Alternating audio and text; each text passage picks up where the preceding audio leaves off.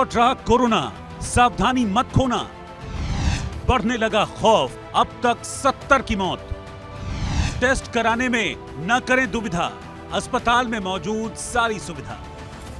Corona देश में फिर से पैर पसार रहा है। देश में एक्टिव केसों की संख्या बढ़कर 7,121 हो चुकी है।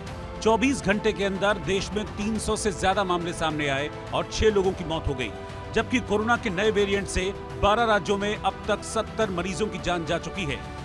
केरल में सबसे ज्यादा 2053 केस हैं। महाराष्ट्र की बात करें तो यहां कोरोना से अब तक सबसे ज्यादा 18 मौतें हुई हैं। इसके बाद केरल में 16 लोगों की जान गई। पिछले 24 घंटों में जिन 6 लोगों की जान गई है, उनमें कर्नाटक के 2, केरल, दिल्ली और झारखंड के एक मरीज ने जान गंवाई है। मध्य प्रदेश के ग्वालियर में सोमवार को 3 डॉक्टर समेत 6 नए केस सामने आए। मध्य प्रदेश में फिलहाल 43 एक्टिव मामले हैं। पश्चिम बंगाल में कोरोना के केस बढ़ रहे हैं, लेकिन केंद्र और राज्य सरकारें इसको लेकर पूरी तरह से अलर्ट मोड पर दिख रही हैं। कोरोना के बढ़ते मामलों के बीच पश्चिम बंगाल की मुख्यमंत्री ममता बनर्जी ने सोमवार को राज्य के सभी प्रमुख विभागों के अधिकारियों के साथ बैठक की। ममता ने कहा कि राज्य के सरकारी अस्पतालों में इलाज की पूरी व्यवस्था है, ऐसे में लोगों को घबराने की जरूरत नहीं है। उत्तर प्रदेश में लगातार कोरोना के नए केस मिल रहे हैं। राजधानी लखनऊ में पिछले 24 घंटों में कोविड के 4 नए मामले आए हैं। इनमें 2 पुरुष और 2 महिलाएं शामिल हैं। स्वास्थ्य विभाग के मुताबिक सभी को घर पर आइसोलेट किया गया है और सभी पर नजर रखी जा रही है। जिले में अब तक कुल 15 कोविड पॉजिटिव मामले दर्ज किए गए हैं, जिनमें 9 केस अभी एक्टिव हैं। नोएडा में पिछले 24 घंटों में कोविड के 16 नए मामले सामने आए। यहां अब मौजूदा समय में कोरोना के कुल मामलों की संख्या 290 है, जबकि अब तक 166 मरीज कोरोना से ठीक भी हुए हैं। नोएडा में सक्रिय मामलों की संख्या 124 है। प्रदेश के डिप्टी सीएम ब्रजेश पाठक ने लोगों से अपील की है कि कोविड के मामलों को लेकर घबराने की जरूरत नहीं है। ब्रजेश पाठक के मुताबिक वर्तमान में कोविड के लक्षण सामान्य जुकाम और बुखार तक ही सीमित हैं।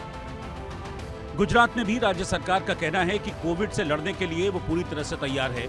अस्पतालों में बेड, वेंटिलेटर और आईसीयू बेड की व्यवस्थाएं कर ली गई हैं।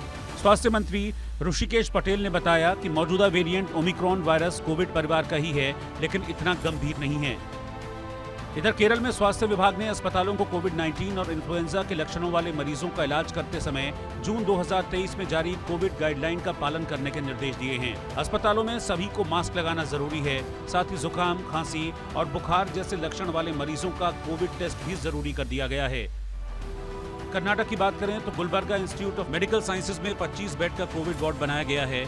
इनमें से वेंटिलेटर समेत 5 bed ICU, high dependency unit और 5 प्रेग्नेंट महिलाओं के लिए हैं। उत्तराखंड में राज्य सरकार ने बुधवार को गाइडलाइन जारी कर जिला प्रशासन से अस्पतालों में ऑक्सीजन और जरूरी दवाओं की उपलब्धता सुनिश्चित करने को कहा है। इसके अलावा इन्फ्लुएंजा जैसी बीमारियों, सांस से जुड़े गंभीर इन्फेक्शन और कोविड मामलों की रिपोर्टिंग करने के निर्देश भी दिए हैं।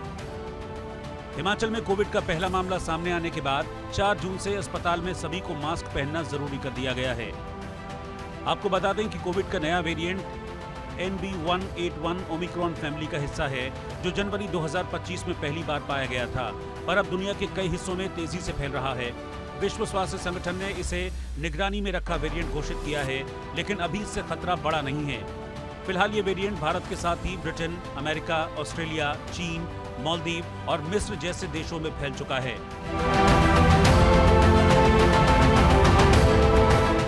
Bureau report, India news.